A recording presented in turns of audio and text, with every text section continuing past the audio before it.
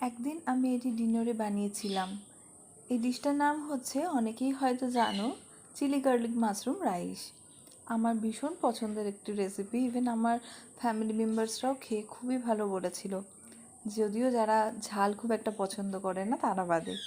আমার মা আর আমি ঝাল খেতে খুব ভীষণ পছন্দ করি। আমাদের পার্সোনালি এটা খুব ভালো লেগেছিল।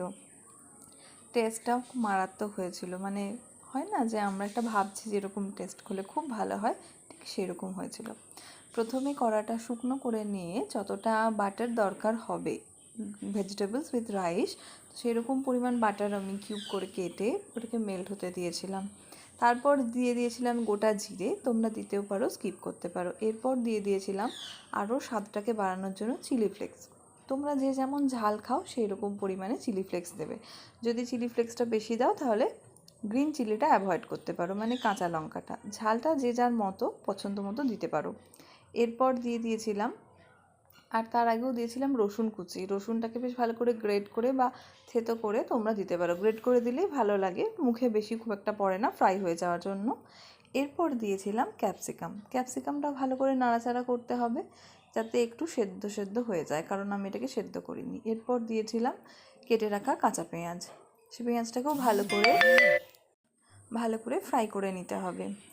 আর ফ্রাই করবে যতটা, যেন খুব বেশি ব্রাউন না হয়ে যায়, নরম থাকে যেন পেঁয়াজটা, সেরকম বুঝেই তোমরা ফ্রাই করতে পারো। এরপর দিয়ে দিয়েছিলাম টমেটো আর সেদ্ধ করে রাখা মাশরুম। সেই ভিডিওটা আমার কাছ থেকে ডিলিট হয়ে যাওয়ার জন্য আমি ভিডিও ক্লিপটা অ্যাড করতে পারিনি। তোমরা সেদ্ধ করে রাখবে মাশরুমটাকে, আর যারা সেদ্ধ করে না খাও তারা সেদ্ধ করার দরকার নেই। আর এরপর দিয়ে দিয়েছিলাম পরিমাণ মতো নুন আর কাঁচা লঙ্কা।